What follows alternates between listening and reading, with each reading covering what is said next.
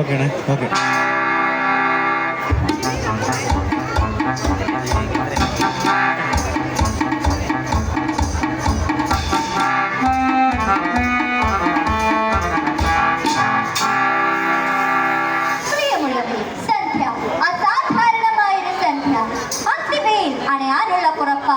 മേഘപ്പാളികൾക്കിടയിൽ ഒളിഞ്ഞും തെളിഞ്ഞും ഭീകരത പരത്തുന്ന സൂര്യൻ, ഭയപ്പെടുത്തുന്ന കാറ്റും കോളും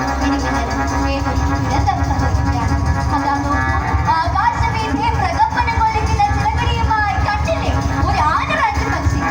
അതിനൊരു ലക്ഷ്യമുണ്ട്. ആ ലക്ഷ്യം മറ്റൊന്നല്ല, ഒരു വിളിപ്പാടകനെ രാജപ്രഭയിൽ ശിരച്ചേർത്ത് നിൽക്കുന്ന വെമ്പല നാട്ടിലെ രാജകൊട്ടാരം. ചുവപ്പിൽ ജ്വലിച്ചു നിൽക്കുന്ന കൊട്ടാരം, മണിച്ചിത്ര താഴ്ന്ന് കൂട്ടിയ കവാടം. അത് ലക്ഷ്യം വെച്ച് ശരവേഗത്തിൽ പറക്കുകയാണ് ആ പക്ഷി. അതാ പക്ഷി കവാടവാതിൽക്കൽ ആഞ്ഞടിച്ചു. അതിന്റെ ശിരസ് പിളർന്ന് ഒരലർച്ചയോടെ നിലം പതിച്ചു. ഒരു നിമിഷം എല്ലാം ശാന്തം. പ്രിയപ്പെട്ടവർ, ആ പക്ഷി യഥാർത്ഥത്തിൽ ഒരു പക്ഷിയായിരുന്നു. പക്ഷിയും കൊട്ടാരവും തമ്മിലുള്ള ബന്ധമെന്ത്? ശബ്ദമീണ പക്ഷിക്ക് എന്ത് സംഭവിച്ചു? നീണ്ടു പോകുന്ന ചോദ്യങ്ങൾ.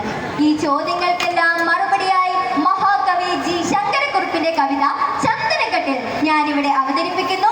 ചരിത്ര താളുകളിൽ ജ്വലിച്ചു നിൽക്കുന്ന ചന്ദനക്കട്ടിൽ.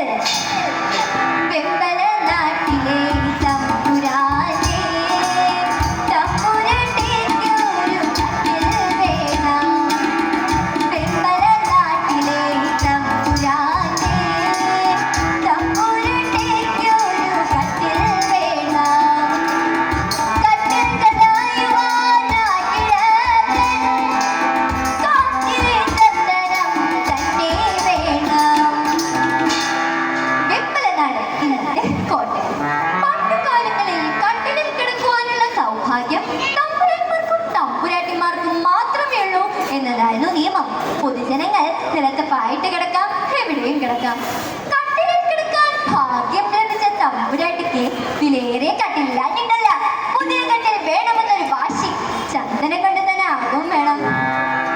ആനക്കൊമ്പാകണം വേലാപ്പിന്, ആനമുഖം വേണം കലുകളിൽ.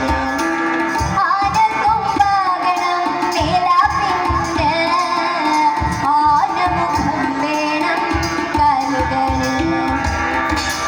തമ്പുരാട്ടിയുടെ ഒരു മോഹം അറിഞ്ഞ മാത്രയിൽ തന്നെ തമ്പുരാന്റെ കൽപ്പന വന്നു. ആരിവിടെ മേനോ കിച്ചൻ ഹാജരാകട്ടെ.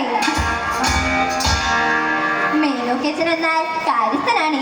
തമ്പുരാന്റെ കൽപ്പന കേൾക്കേണ്ട താമസം മേനോ കിച്ചനും മേനോന്മാരും തച്ചന്മാരും നായന്മാരും ഒക്കെ ഒരു വൻ പടയായി തമ്പുരാനെ പടങ്ങി നിന്നു.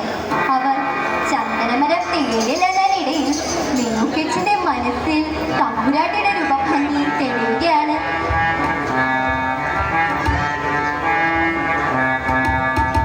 തഴമ്പു കൊണ്ടു കടഞ്ഞ പോലെ താപുമൊളി പൂണ്ട തമ്പുരാട്ടി.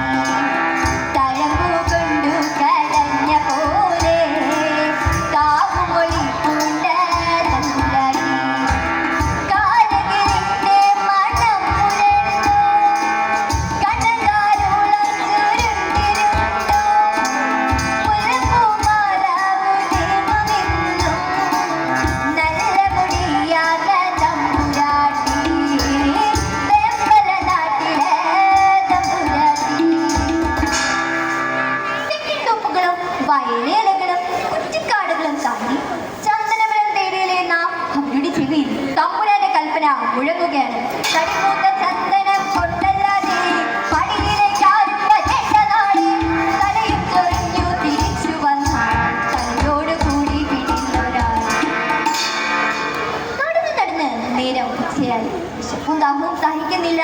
ഇനി തളർച്ച മാറ്റിയിട്ട് തന്നെ അവർ കയ്യിൽ കരുതിയിരുന്ന കുച്ചോറുണ്ണുവാനായി ഒരു അരുവിയുടെ തീരത്തേക്കിരുന്നു. ഭക്ഷണം കഴിക്കുന്നതിനിടയിൽ എന്തോ കണ്ട മട്ടിൽ ഒരാൾ അതെന്താന്ന് നോക്ക്. അരുവിതൻ വക്കിൽ കുറച്ചകലെന്ന് ഒരു മരം ചന്ദനം തന്നെയല്ലേ. പല മരം കണ്ടു തഴക്കമാകാം തലമന ചാരിതൻ ചെന്നേരെ. ഇടതു കൈ പത്തി നിരങ്ങണി വെച്ച് ഇടയിൽ പുലികൾ തുടിച്ചു നോക്കി.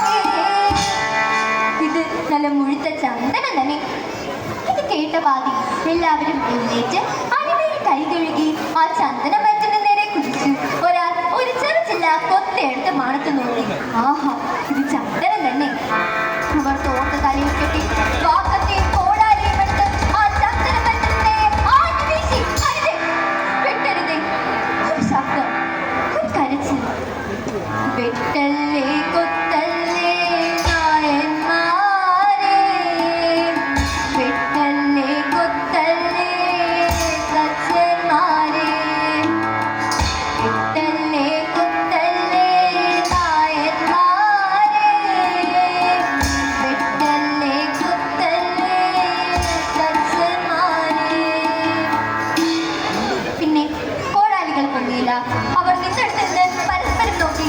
ആരുടേതാണ് ശബ്ദം? എവിടെ നിന്നാണ് ശബ്ദം? ലക്ഷ്യോ മനസ്സിലേക്ക് പറ്റോളൂ, നമുക്ക് തിരിച്ചു പോകാം. ഭയന്ന് പറിച്ച് അവർ പരസ്പരം പറഞ്ഞു. പക്ഷേ ചന്ദനമരമില്ലാതെ എങ്ങനെ തിരിച്ചു പോകാൻ? മേനോക്കച്ചൻ അവരെ തടഞ്ഞു. തമ്പുരാൻ കൽപ്പിച്ച കൽപ്പനയോ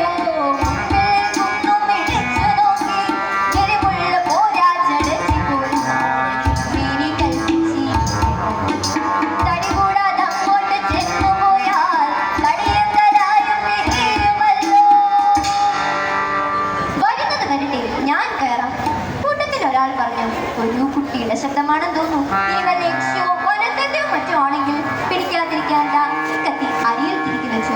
മറ്റുള്ളവർ അവന് ധൈര്യം പകർന്നു. പിടിച്ചു പറിച്ച് നെഞ്ചുരഞ്ഞ് ഒരു വിധം അവൻ ആ മരത്തിന് മുകളിലെത്തി. അവിടെ ഒരു വലിയ പൊത്തും. പൊത്തിലേക്ക് നോക്കിയപ്പോൾ അവനവന്റെ കണ്ണുകളെ വിശ്വസിക്കാനായില്ല. കെട്ടിയാവ് കൊണ്ട് പുതച്ചവിടെ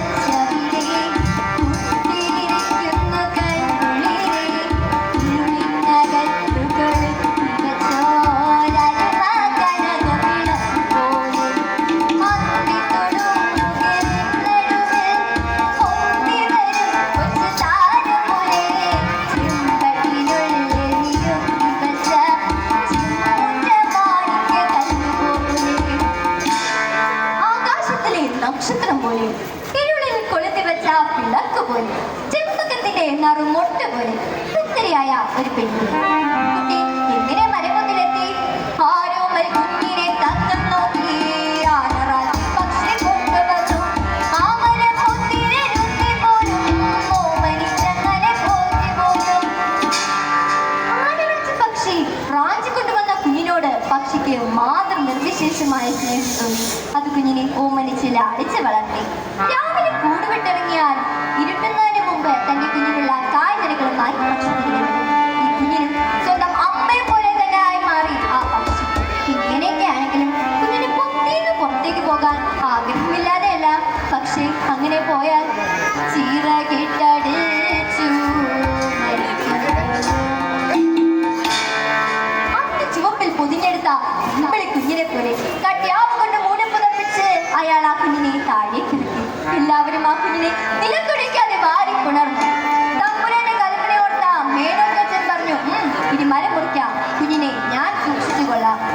പത്തി പരത്തി പറന്നെടുക്കും കോടാലി കുമ്പിത്താഴും കടയേറ്റ ചന്ദന തലതിരിഞ്ഞ് ഉടൽ വെച്ചലറി നിലംബരിച്ചു.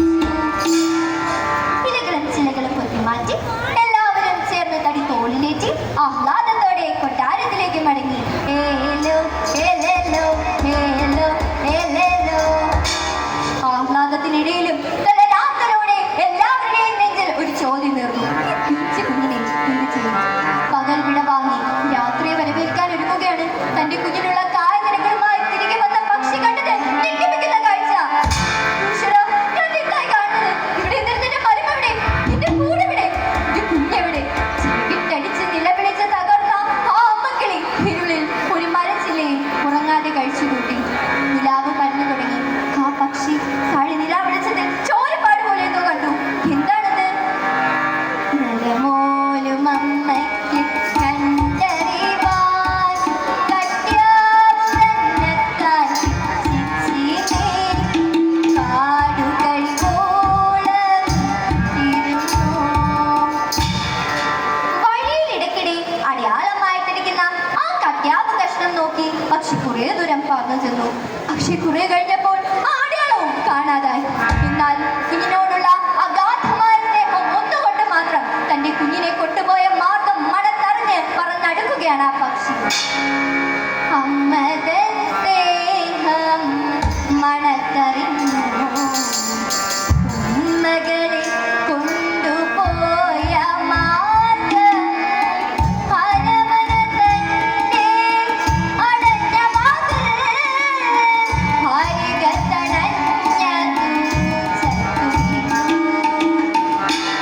കൊട്ടാരത്തിലെ അടഞ്ഞ വാതിലിൽ തട്ടി ആ പക്ഷി ചത്തു വീണു. പാതി വിടർന്ന കുക്കുമായി കിടക്കുന്ന അതിനെ കണ്ട് കൊട്ടാരക്കാവൽക്കാർക്ക് പോലും തൊണ്ടയിടറി. ചന്ദനച്ചെടികൾ കൊണ്ട് ചിതയൊരുക്കി ആ പക്ഷിയുടെ ജഡം വീരാളിപ്പട്ടയിൽ പൊതിഞ്ഞ് വീരോചിതമായി തന്നെ സംസ്കരിച്ചു. പൊള്ളുന്ന ആ കാഴ്ച കണ്ട് ഇളമ്പൈതൽ പൊട്ടിക്കരഞ്ഞു.